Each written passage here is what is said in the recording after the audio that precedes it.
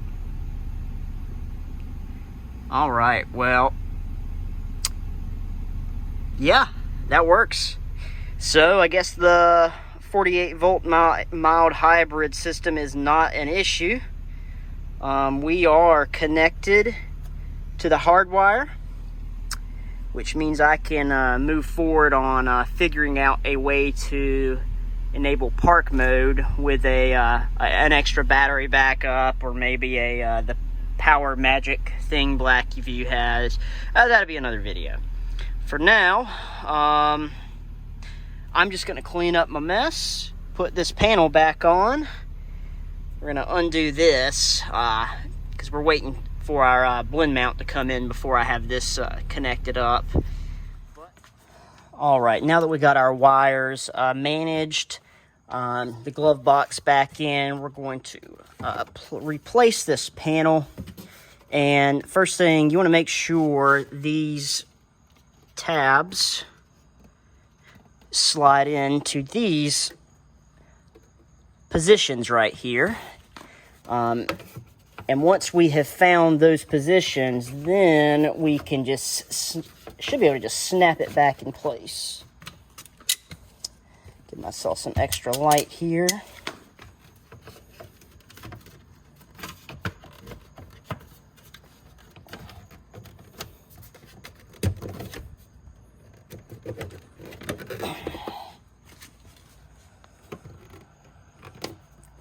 All right, so those are both seated.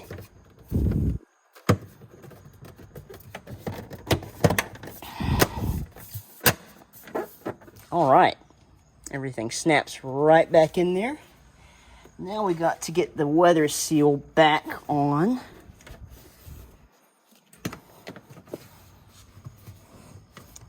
That's pretty simple. Oops.